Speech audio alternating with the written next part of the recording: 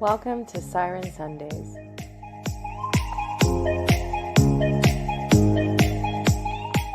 This show is focused on speaking with researchers, scientists, and practitioners of environmental sciences and all things conservation in the Bahamas. Because if you didn't know, the Bahamas is so much more than just beaches.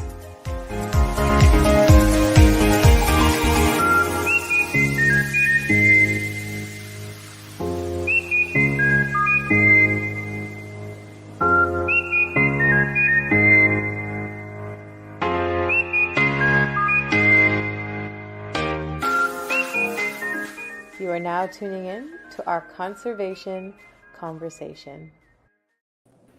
What's splashing? Welcome to the fourth and final episode of Season 8 of Siren Sundays. With me, your host, LaShanti the Siren, and today our guest is Zakita Bethel of AgroGate. Welcome to the show.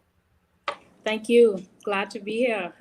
And we're so glad to have you. I'm so excited to be speaking to another woman in agriculture. As some of our guests know, we've had another one on before, but we want to hear about what you're doing and what makes you a little different. So first off, can you introduce yourself? Can you tell us a little bit about your educational background and what you've done so far to get to AgroGate? Okay. So my name is Zakita Bethel. I am an agriculturalist, agronomist, project manager in agriculture. I'm an entrepreneur currently, but in terms of my background and my experience, this year will make 4 years. I've been working squarely as an entrepreneur in the agricultural sector. I started my agricultural journey I started my educational journey post high school. At United World Colleges in Hong Kong. So I did the IB, I did the International Baccalaureate, the IB there for 2 years. And then I continued my higher education in Trinidad and Tobago, where I did my first degree in agricultural science and geography. To continue being, after that, I interned sometime with Island School. Nice. And then I worked for BAMSI for a few years in Andros. I was there for about 3 years. And then I went and I did my second degree in greenhouse horticulture as my specialty. So I've been up and down for a number of years. So these last few years in terms of getting my roots, getting my foundation, and continuing to strengthen the work that I envision continues.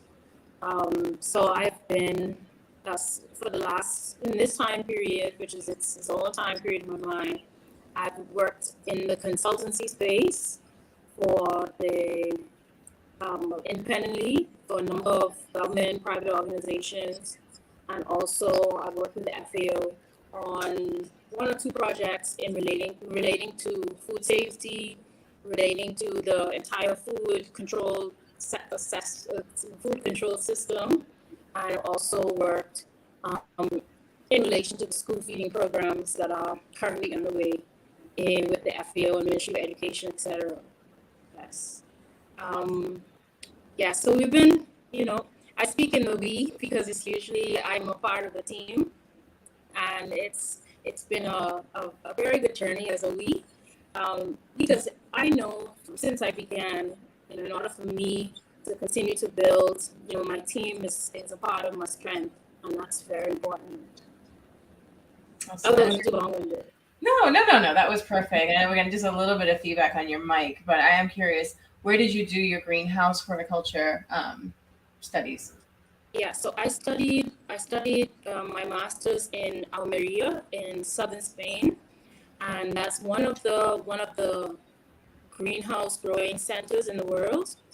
It has the highest concentration of plastic greenhouses globally. It can be seen from space. They call it the sea of plastic.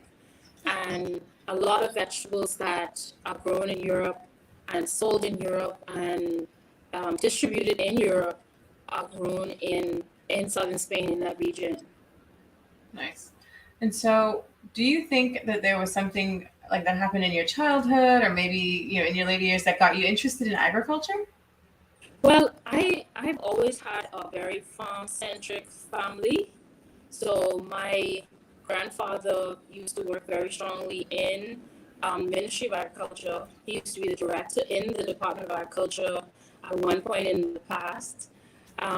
We had a restaurant. We have a very strong connection with food and cooking good food and sweet oxtail, and just have a very strong appreciation for not only how food comes about, but how it's prepared and what goes on in the background of having a nice meal. Because it can seem so simple, but there's a lot that goes on in order to get things to that final product with you eating it in your car on Wolf Road. Yeah, that's true. I think a lot of people don't understand that it's like I always love the concept of farm to table because it shows you the real process of what happens versus what we just see when we're at the table and all of a sudden we got this food in front of us and we have no idea any effort or work that went behind growing any of these things, including the produce and the animals behind it. And so I do want to kick off with, unfortunately, a question that came in the audience. What is AgroGate? Okay, so AgroGate is, well, I'll tell you about the logo. That'll help to explain it a bit more. So the logo itself, if you look at it, it's like a G for gate, and it's also a leaf, and then it's also like a house. So with the protected structure, the emphasis on growing indoors, and also it comes like a diamond, almost to close. So that emphasizes the collaboration that is active and intentional. So we are a company, we are a group, we are a series of smart people who, for some reason, doing agriculture and dedicated to the sector. Yeah, we are a group. Yes. I love that. I love that. So that's the name of Smart it. people. Say again? No, I love how you said it's a team of smart people. Yes. No, definitely. Smart people that do work and that get results. And that's something that we, in the sector, it's like the last man, in terms of the government. No matter the talking is that, oh yeah, food security, and that's beautiful. But at the same time, what is it really outside of just headlines? How is the sector moving forward outside of headlines? Yeah. And taking pictures and getting the snapshot, which is fine because something is happening. But at the same time, we're one of the countries that has the highest rates of non-communicable diseases in the region. 74% of people, according to the FAO, die from non-communicable diseases. So a lot of that traces back to what we consume, how we live, what we value. All of that comes together. So it's very important for us to continue to emphasize moving things forward incrementally, getting results, being on the ground, seeing things through, and actually be able to track results. That's key. That's key. I love that. Yeah, I think people don't realize we always feel like we live in the Bahamas. We're so privileged, and especially because of our proximity to the U.S. And I've actually been so fortunate enough to visit a few of the other Caribbean islands. And I'm always so impressed by the fact that, like, when I'm eating breadfruit, like they're serving breadfruit in the restaurants, and I'm eating it because it was grown by a local farmer, and that's just like such a common thing to them. I remember driving through St. Lucia and just seeing like fields of bananas and thinking, oh my gosh, like they actually export bananas, whereas we're importing so many things, and that has other sorts of implications. But I've just been so fascinated by the fact that we always feel like we're so rich as a country, and in some definitions we are, but when it comes to like that agricultural sector and being able to feed ourselves, oh no, honey, without the US, how would we survive? I mean, that much fish there's not that much fish in the water, So I always appreciate people like you who are really taking a stand and trying to push our country forward with agriculture, even despite we have poor soil quality, right? We have all this limestone rock. No. Tell me about it. Actually, when I first started working in Andros, and that was my first time in Andros, and I was taken aback by how rich the soil was and how rich the soil is, no matter where you are in the Bahamas. And I think that reiteration, I continue, no offense, of course, but we continue to say that. We say, and I said it before I was actually in agriculture, and because we learned it in school, the poor soil, the poor soil, the poor soil. And so it makes you feel like there's so much lack. There's so much that we don't have. There's so much that we don't have it, so we can't do it. But in 2023, when there are people who are when people were trying and doing to grow crops with mist, they're misting crops. Okay, so it's a high capital and intensive system, but it's not an impossible thing for us to do. Mm-hmm. Agriculture's, there are people that have way less. And that's one of the things that really inspired me very strongly when I studied in Spain, is that's literally the desert. Mm-hmm. Israel is basically the desert. And granted, they have other resources in the area and other differences, geographical differences that make them very productive in the sector, historical, geographical, etc. Those things aside, when you look at their physical condition, they're not necessarily better off than us, because we have a lot of things that people would kill for. They would really, really, really kill for in terms of natural resources, in terms of the amount of humidity in the air. Even though it's looked at as a deficit, it's Mm-hmm. also a very strong component of, that's something less that you have to add to your production system. So I always, whenever it's said, and the poor soil, yes, there's less soil in some parts. There are younger soils in some parts as well. And soil takes millions and millions of years to develop. Bahamas just emerged as the tops of mountains a couple of days ago. Yeah. Relative in Earth time. So we have to say, well, look at what we have first, Mm-hmm. see where we can meet our resources, and find a way to be creative, be collaborative with what we have, and how we can fill the gap to get more productive. And Right. we shouldn't say that to small children anymore. What? We don't have it. We can't do nothing. We can't feed ourselves. Look at all the stuff we have. We can't feed ourselves, but yet we squander millions of dollars each year doing nonsense. So we could have it if we wanted. We could. But Oh yeah. No, I definitely think it's redirection of resources and just the vision for the country. I always emphasize on the show that I think we really need to stop encouraging, or I mean, of course, to each sector its own, but I think we're so quick to try and like shuffle kids into this pipeline of working at a hotel. Like working in tourism is the only thing, when there's really so many other opportunities like agriculture out there for them. And I know, funny enough, right as soon as I asked my question, someone else in the audience had asked about our poor soil, but also they followed up with, what are some of the limitations of our soil and climate? And I don't know if you can answer this question. If you can, by all means, take it. But it is a curious question to think about in the face of climate change. Yes. Well, as I mentioned, we have thinner soils in different parts of the country.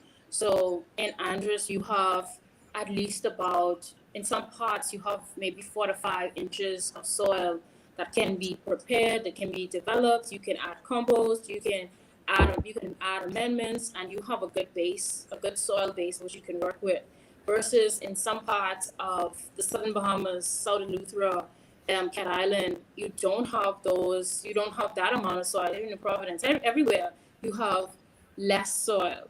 Mm-hmm. And the quality of soil may be different.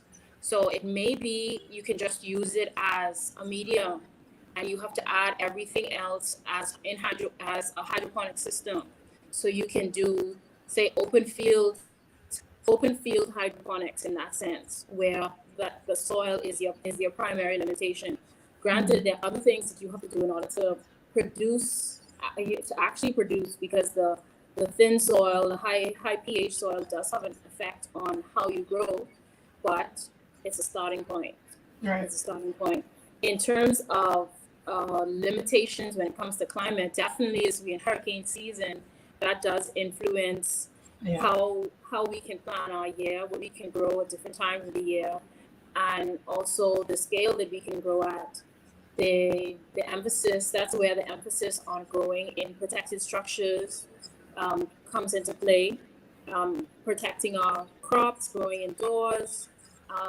Although those are higher capital systems, they begin to increase our resilience and increase our ability to grow for longer times during the year.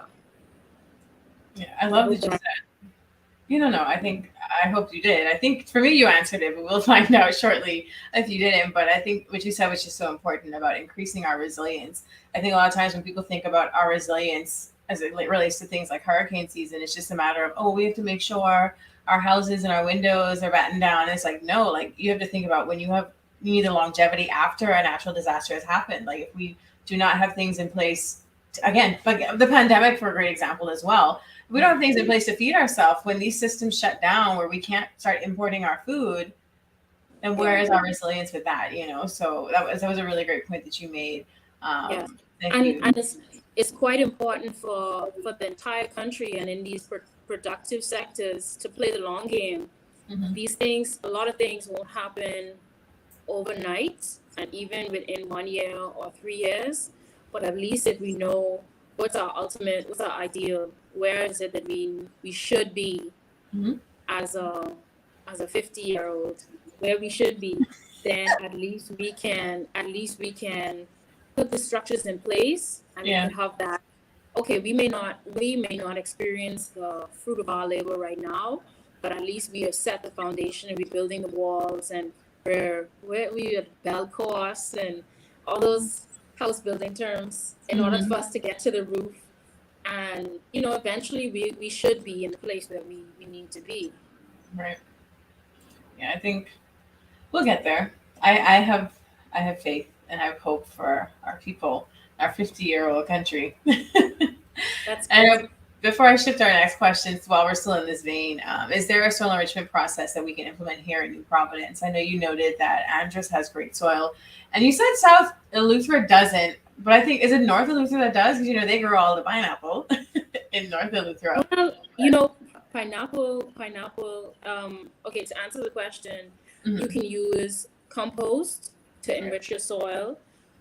In the tilling process where plant material is worked into the soil and broken down year after year, that also helps to build organic matter in the soil actively.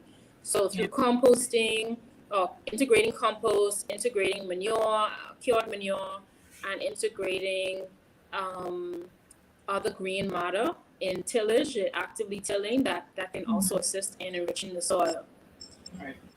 Yes. And now with pineapples, do you have to slash and burn to get pineapples? Like I've never heard that before, actually. I mean, slash and burn is a I guess traditional, you call it traditional practice. But because of the implications and also the pollution, air pollution, and also the labor component, and also the threat of wildfires, I don't think a lot of people try to practice slash and burn too often. I mean, it's not recommended, not now, not these days. But they have this very special soil profile in North Eleuthera with that high clay soils, where the pineapples are grown. So they do have some interesting local dynamics there.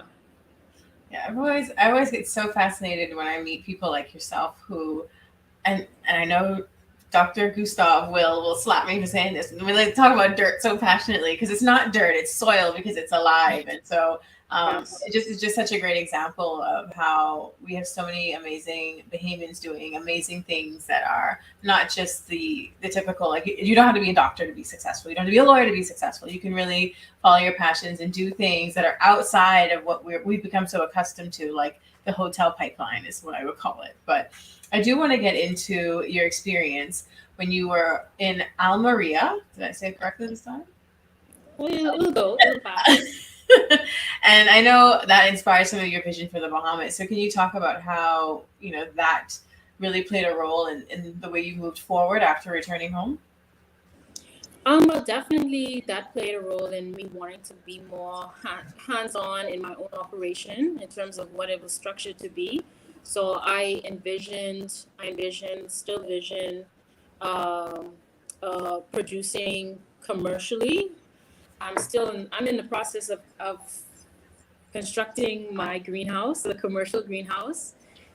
It's 58 by 92, and we've been fortunate to get support from the government over the last few years with small grants, and that laid the foundation for that to happen. So that is my ideal. That's my aim.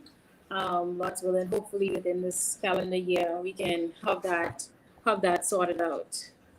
Because it's definitely, I mean, in a realistic way, agriculture is a very expensive industry to be in. Yeah. In terms of capital demands. Mm-hmm. You need money. You need money all the time in agriculture. Don't let anybody fool you this is a poor field. You need money.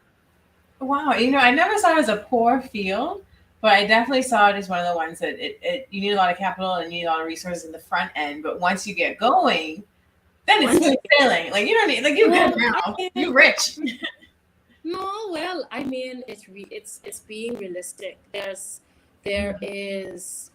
are lots of things. I mean, maybe most folks who are in business can say that they probably don't sleep very well because of the anxiety of what could go wrong. But definitely in live systems, dealing with plants, dealing with animals, dealing with any sort of living thing, or trying to control the condition of the living thing. Yeah. You're gonna get a cut ass. You're gonna get a cut ass somewhere. A cut ass is always around the corner. Whether you can anticipate it, you can plan for it. You don't know in what form that cut ass could take. So yeah, it's just that you have to say, well, okay, let's see what, and it could be in so many different forms. So it's also I love it. It's a very productive and rewarding field. But I'm realistic at this point, 4 years in on the ground, working for myself. I say you just have to be realistic and be optimistic. Choose your battles very carefully, because something may need to speak on the side there. Oh shucks, that's it for me. Let me just come to the side and get it. Because it's realistically it's an expensive field to be in. Yes, once you get moving, I hope I'm not veering too far away from the concerns, but once you get in and you start to roll, you gain more experience. So you could anticipate maybe the cutoffs that you had in week one, you are most likely not having that in year 2 or year 3. And that's just cumulative knowledge, cumulative experience. You know what you could expect, but definitely with climate change, with the challenges that are associated with that, changes in rain patterns, for example, and length of dry seasons, these things change the dynamics of what you could expect. And that's something that's happening globally. So, it's just a matter of building in mitigation, building in resilience, and building in those climate smart aspects of your production that ensure, well, if we get too much rain, what can I do? If we get not enough rain, I know my irrigation system it has been in place from I began. So there are things that are to be done, should be done from inception, that ensures that you have mitigation built in. Nice. No, that's almost like a life lesson too. I mean, in that whole speech. And we actually, from your talk, we have a couple questions coming in from the audience, and let me push these in before my next discussion point. We have Nandi asking, what are your thoughts on permaculture? Hi, Nandi. I remember you from high school, primary school. Yes. Yeah, no, definitely. When I started out, when I interned at the island school, they focus very strongly their productive systems on permaculture. And I do think it's a very good base to have in designing spaces. Right. And most small farms do enforce some degree of permacultural principles in terms of ensuring that you have a continuous cycle on the farm, and things from different sectors are being used all around. So using compost, using manures, using the leaf litter from the trees as mulch. So those principles come about even if it's not, particularly in developing world where resources are scarce, where you have to be very conscious about where your resources are coming from. Permacultural principles are, built in, even if it's not as intentional as building the zones. So, for example, the farm that we grow on now, my grandfather, that's my grandfather's farm as well, or was his farm, and so there are lots of permanent trees, and so we are, dedicated spaces already dedicated for trees that are already been producing, and then other sectors are for short-term growing, and it would be different sectors being used for different things in order to make the whole farm productive. Right, maximize the productivity. Yes. And so we have a few questions. We have another one coming from D'Angelo. How does one make money in agriculture? Are you a consultant to farmers, or do you grow and sell produce? Okay, the two. I do consult with anybody, particularly if they want to go into commercial production. So I do consult, and I do grow for the market. So I grow, I sell at the farmers market on Gladstone Road. Nice. And I sell to the government every now and again, lots of different products that I may have, and to individuals as well, but primarily at the farmers market for now. All right, so you can check her out at the farmers market. Is it Fridays and Saturdays now, or is it still? We're only there on Saturday mornings. What times? We're there from about 8:30 to about 12:1. That's exciting. So we have another question coming in from a former guest from Ty. What are skill gaps that exist in commercial agriculture? I guess for here specifically, Okay, I would say it depends on there are gaps in each commodity. So I would say train more agronomists, more product specialists. Those are gaps that we have a very small technician base nationally. So there are not enough people who are specialized in particular things. So if you are a animal scientist and you have a specialty in some training in IVF. So is it for reproduction? Yes. I'm not sure if it's called I think it's called IVF. Intravenous fertilization. Yeah. Someone in the audience might correct us, but I think I know what you're trying to say. The premise is the same in animals. So in pigs, in goats, artificial insemination. Yes. We have to get there. Yeah. We have a lack of specialists in that area. Definitely across the board, there are too few professionals in the space. So if I think, is that the lady with FemStem? The in vitro fertilization, by the way. That's thank you, Nambi. But yes, this is the lady from FemStem. Yes.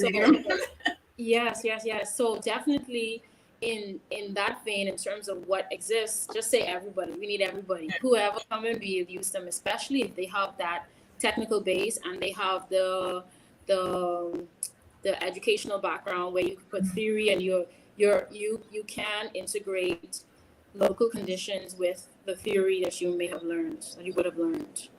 I guess this would be a great opportunity. I usually try to get into that more of the education involvement stuff towards the end, but just going with the flow now, would you say that there are opportunities, for example, like if there was a high school student who went and got trained under some specialist, whether that be someone who's already based here or someone based abroad, would that give them enough qualifications to do this? Or is this something where you have to go out and get a degree or some sort of certification at the very least? I would say that having training is a very good springboard and a good start, and that can be built on that experience. The practical experience can be built on with formal education in time. So you will be ahead of the class once you get the formal training, and you would just be filling in. Oh yeah, I understand. That's why we do this. Even though you know about it in the field, you understand that it can enhance your learning with the theory. So agriculture is one of those where you can. This is a lower. There's an easier barrier to entry because it's such a practical field. That's really good to hear. And we have another question before I move on with mine from Nandi. How can we encourage better linkage of agriculture and other industries? Example, tech, education, sciences. How can we make it more attractive to younger generations, in your opinion? Which is actually really, and that ties in really well with the whole FemSTEM movement and organization. So, yes. Well, I mean that's an ongoing question in agriculture globally. How do you get more young people? It's a tough one. I would say continuing to shore up our private sector growers, ensuring that the enabling environment is present for people to be for the industry to actually survive and to work. Because if the industry is not working, then the people aren't making money. Then the examples of success in the private sector are very few and far between. That means that they don't have money.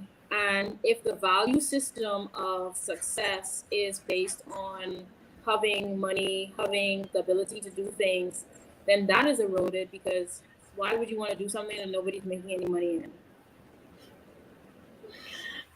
The struggle.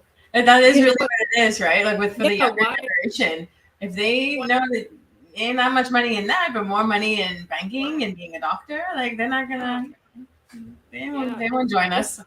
It's broke. It's definitely a tough one. And the common thing is to make it sexy, but I mean, are people actually attracted to sexiness? Are they attracted to having a psychologically? Yes. I mean, but that's not. Is that your calling point? I want a coin chain. My coin chain says that I have money. At least I have enough money to buy this coin chain.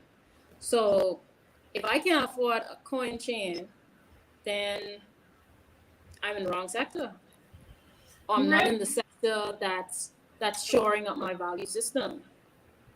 That's true. I think it definitely sounds like the overarching thing is we need to make sure that our younger generations have better value systems. Because you're right, I think. And it's always like a common joke, right? Where, oh man, guys have to get out of school, they got to get their Honda, got to get their job at Atlantis, and you set. And after that, you get your coin chain. It gets bigger every so often because you're making more money. But then it's even when you look at people like that, you always kind of wonder, well, what assets do you really have? Someone yuck that chain off your neck right now. Someone steal your car. What are you left with, right? So do you even like your job at Atlantis? No offense to people working at Atlantis. I'm sure a lot of you do enjoy your job, but are you getting into the job or the field that you're in because it fulfills your passion? Or are you only chasing money? Because if that's the case, then you'll probably never be happy. As most conservationists know, we don't do this for the money. Agriculturalists, I'm sure y'all don't do it for the money either. You do it for the passion and the desire to see a country move forward. And that actually does bring me back to my next question. Right? In combination with not being broke. Right. We all money make the world go around. We all need it. But yeah, it's always important that that's not your primary driver, because it's just a human, we'll all discover one day that you can't eat money, right? So, but yeah, so do you think, and this is a total opinion piece, I won't take what you say to the courts, but do you think that the Bahamas will ever reach a point, and if we can, where we are free or more free from importing all of our goods? I think the percentage is like over 90% of our goods are imported from the US. And then, of course, they get it sometimes from other countries as well. But do you see a future for the Bahamas where we can drop that percentage, maybe even to under 50%? I think it's possible. I do think it's possible for us to get that number down because there are some low-hanging fruit commodities Literally? that we can, if we work strategically and have the long game in mind for specific things, we can eliminate our dependence on getting it from outside. Now, if we would ever be 100%, I don't think so, especially in a highly globalized world that we're in, where the Bahamas is a market. The Bahamas is a very big market for exporters out of the U.S. Based in the U.S., based in Mexico, based throughout Central America, the Bahamas is a market. So there's always going to be pressure to have another standard, another grade of produce, a different variety. There's always going to be a difference in the scale of demand from hotels is most likely not to limit. It's just going to continue to grow. So I think we can work strategically on things that make sense for us, based on scale, based on capital outlay, like poultry, like pigs to some extent, to a great extent. You could take all them swimming pigs. I don't like them that much. Yeah, no, I don't. But I mean, if they roast them, that could help to contribute to lowering the percentage. But then, they're part of the current tourist attraction for many. I mean, oops, did I go?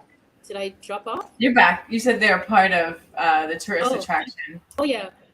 Yes, part of the tourist attraction, and swimming goats and swimming lizards. Where's swimming goats? So, hold on, what? Somewhere, I think Long Island. Stop joking. On Facebook something. I saw it. I don't know. I'm just very much anti-exploitation of invasive species, that we should not be trying to overpopulate on these keys. That's my opinion. That's the privilege you have for working for yourself. You could say what you want and nobody can come behind you and say, we don't believe that. I believe that, swimming pigs, it was great as a one-off, but it's getting a little out of hand as far as people just taking any old pig and throwing them on a rock and saying that, hey, we're going to take you to see the swimming pigs, especially when it's the piglets. And I've seen video of people on Nassau yucking piglets from under a rock off of a beach here and taking tourists there. And it's like, these piglets are screaming, like, how is this any sort of enjoyable experience for somebody just to take one picture, but that's my opinion piece for another day. No, and people, I hear they're very dangerous in some places. Yeah, that's not to bite people. Yeah. You should roast those ones first. If you want to. But yeah, like there are these low-hanging fruits that we could take advantage of, that would really get the producers, get the consumers in a better place, start to enforce standards and have the entire system be tracked and, have better transparency in the industry itself. So it's possible, super possible, easy. When something's so easy? Easy. I love that. I'd say it's easy. It just takes focus and time. That's all. Yeah, definitely. And the resources and the supporting of the government, but we're not going to dive into that. But I think Nandi just actually made a great point. Food insecurity is the greatest threat to national security. And I wonder, do you have any thoughts to that statement? No, it's definitely important. Definitely important, because we are vulnerable, and COVID should have really reset our whole thinking. So let's see if we all remember about that. Let's see if I think if that continues to be at the front of the mind.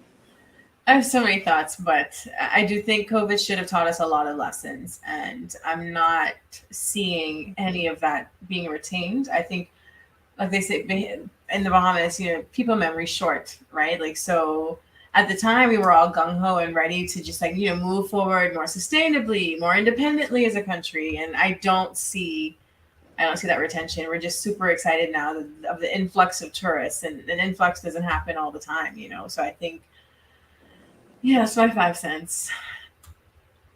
Like I say, we'll see. I mean, I know recently, I know the the current leadership of Ministry of Agriculture is very, Mhm. very ready to keep things going. Mhm. So definitely, I'm keen to see how it works out, because I understand how government works. Yep. And sometimes you want it, but the mechanism may not be helping you to move as quickly as you may want to. So Mhm. I see, you know, in his budget contribution, he did, oops, did he go? No, you're still here. Oh, yes. No, yeah, so I see this in his budget contribution, he did mention the wins and the developments to happen. So I think, I mean, I remain optimistic, and I think that, you know, cautiously optimistic. But you know, we could continue to learn that lesson. Mhm. That was a strong lesson, very Yeah. strong. Yeah. So, yeah, I definitely think this administration, fortunately, and I will, because it's a positive thing, right? I think they've really done really big steps into the right direction in regards to climate change, things related to the environment, agriculture, marine resources. I just think sometimes it gets so unfortunate that you don't want to say the term too short, because it's 5 years, right? 5 years, Yeah. He's short, but it's not long enough to get the goals accomplished that some of the ministries put into place. And it's always so unfortunate that oftentimes we see the flip flop of the parties, and the work's not able to continue because it's at a pause. And so I can only hope that for the best. Let me just leave it at that. I don't know when election time come, but It's about the long game. Mm-hmm. No 5-year term. 5 years is too short. Everybody knows it. That's why it's just, what I could get, what I could do. Because you take 5 years, 1 year, you settle, you're asking questions and figuring it out. 2 and 3 is where you actually 2 and 3, 3.5, you're doing the planet. You're doing some work. And you might as well just call year 5 off. So you have basically 3 years that you could push something, and 3 years to foster a better situation for an industry. Yeah. May not be a long enough time. So that's where long-term goals and cumulative action, incremental progress, all of these things come into play, because you're adding more blocks. You're adding more blocks to the house. The blocks that you add, they'll have your name on it, but it's not necessarily going to be. It's not our house. It's not our house. It's not the previous administration's house. We just have blocks written on the wall, or blocks with our name on it, maybe. And that we contribute to the entire house building. Yeah. But it's okay not to have our name as you enter the complex. You just need to be, I think we could be satisfied with our name on blocks. We did something. We did our part. We put our blocks, and we bought some more cement, and we helped mix the cement for our portion. We may never get to put tiles on the floor. We may not. We may put these blocks, and then the people say, "Boy, I like how you put the block. Let me vote you out and get somebody else to do it." But at least we did our part. Yeah. I think that's such an important perspective for Bahamians to take. I think a lot of times, regardless of which party is in power, we being the people, underestimate the power that we have, to encourage and push this whole continuation of the building of the house. So a lot of times it's like, oh, well, let's stop building this house because this plan looked better for what we want to do, versus, no, we believed in this house and we believe in this plan. And so again, that's where, the unification of the sectors comes into play. Like, if we don't use our voice adequately and appropriately to steer the government, then we'll have all these like half-built houses, all over the place, and incomplete plans. And so that's such a beautiful point that you made. And yes, as Nandi said, everyone has a role to play in this. Definitely. You're just so inspirational, and even Nandi said it as well. Thank you so much for choosing to share your knowledge and service to the development of our country. You could be anywhere in the world, but you're here. Much appreciated, and stay encouraged. Thank you. Agriculture and food security is bigger than politics, so we should not politicize it. And totally agreed. Now, and I do have a question here as we start to wind down on this episode. It's been very enriching, very stimulating. I almost feel like I'm probably gonna have to have you back as well. One of the things that I mentioned a bit earlier in the show, and we talked just briefly about before, is for you, agriculture, and I think Bahamians will know this, right? When it comes to things like being farmers and fishermen, you always see this as a male-dominated area. Like it's never really encouraged or promoted, right, for women to get involved in the sector. And slowly we're starting to see that change. So from your experience, did you find that being a woman in the field, whether it was abroad or home, affected any part of your journey? I wouldn't say I was not discouraged from it, because of my background, encouraged and stared toward it. It's more like it. Good. But I would say I haven't had very many female focused, at least not obvious to me, female focused challenges. I would say working in the sector, I realized that there's so much that I don't know, like productively, like doing plumbing and doing electrical and doing these very tangible trade-based things. Yeah. I realized that there's just this, there's this whole realm that I never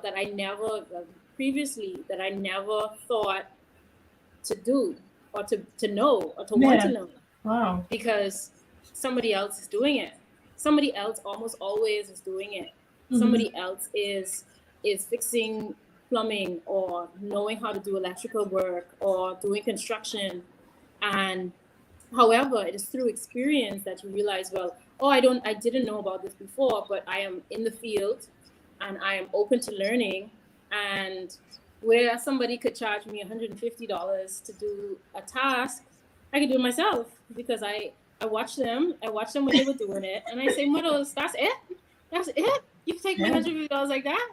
But when you don't know, and it's just about learning, just costs you a little bit more. But once you learn, you could be on contractor because you know the steps that it takes.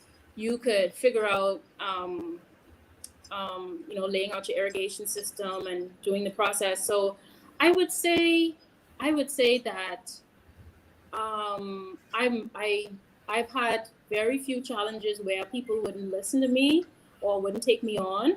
Sometimes people don't take me seriously that I know what I'm talking about, but I say, well, if you think I don't know what I'm talking about, you do it. Go ahead. Yeah. Catch me on the next side. And you say, what else, Zakita? I should have listened to you. I really should have listened to you. But nobody will say that. But I would say there's still room, and there's room, and there's space to be present. And if you are in that space, you're meant to be in that space. That space is yours, 100%. Yeah, 100%. And there are things that somebody else could definitely do it, and I let them do it because that's their strong point. That's their. I'm not fighting. It's not gonna be me. It's not gonna be me. So offloading and heavy things, that's for you. That sounds like a you task. That doesn't sound like me at all. So it's through working with people's strengths, working with their abilities, working through them, seeing how they are, seeing what they could do, supporting people, being open, I would say. So I say run with it. I'm not immune. I'm definitely not immune, but I am not bothered. You're not fazed by it. Yeah. And if you're in it long enough, you'll see that it doesn't matter. It matters, but I wouldn't say it doesn't matter. Let's not say that. It's present, but at least for me, it's not going to be used as a minus. Right. Being a woman is a plus. So, so if you don't like my plus, well, you could be a minus. Boy, if I ever had to say, let me pull quotes from the show, that's one right there. I love that. Excellent. Thank you. Excellent. And that's encouraging to hear because I'm sure there may be, some young girls out there who would like to get into it, but all they've ever seen, is men. And that's a whole another set of topics for another Yeah. day. Say stolen. Yeah, I loved it too. Definitely stolen quote. So I'm Yes. interested in our last two questions. I know I have your Instagram up there. There are people who might be interested in like speaking with you, maybe mentorships. Do you guys offer internships? How best would someone be able to get in contact with you and follow Well, the work that you do? through the Instagram. I think it has the email. It does have the email on the Instagram, and also it's mirrored on Facebook as well. So between Facebook and Instagram, on the AgroGate page, I Mhm. think a number would be there as well. Okay.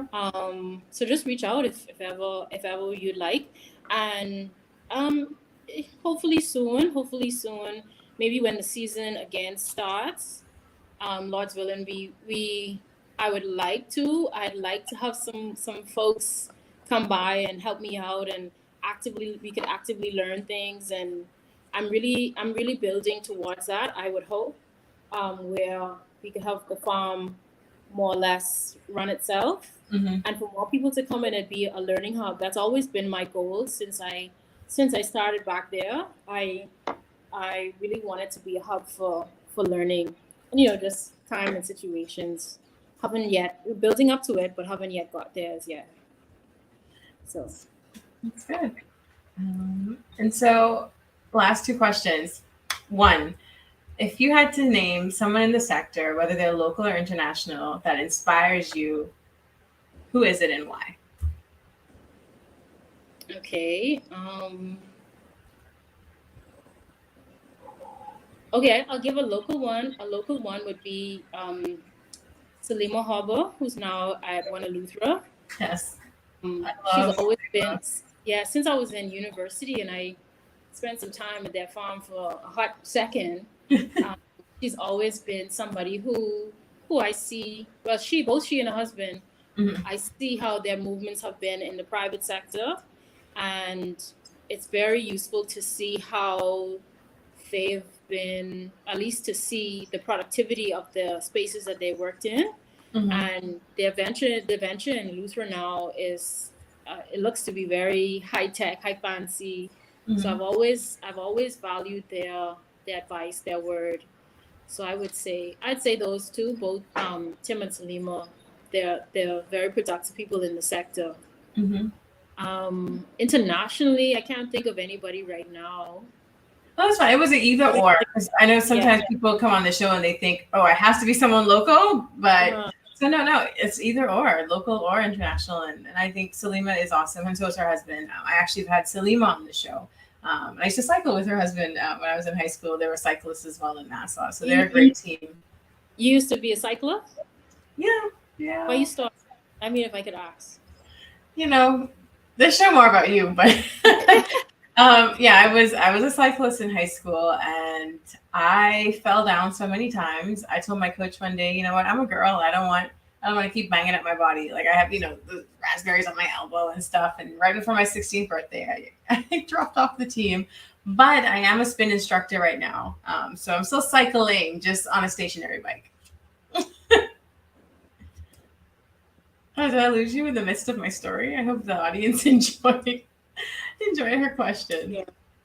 Yes. Excellent. No, I'm really encouraged by your show, and definitely Thank you. encouraged by the range of professionals that you've had on, and their range of experiences as well. Thank you. Very So, but now useful. we do have that final question. This is always one of my favorite ones because it's always interesting to see what it is that like someone holds close to them as far as like a mantra or a quote that they live by, or just like maybe a lesson they learned through their experience in their career. So, if you had to leave our viewers with a final thought similar to that for you, what would that be? Remember to breathe. Remember to breathe. That's been my holding firm quote from um, high school.